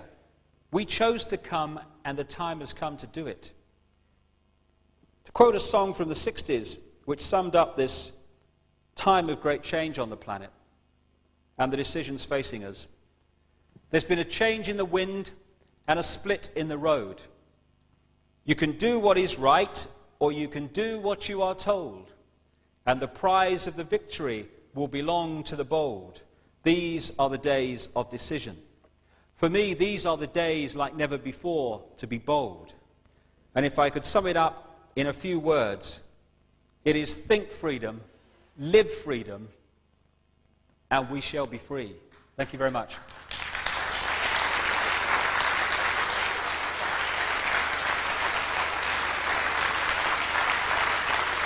Thank you.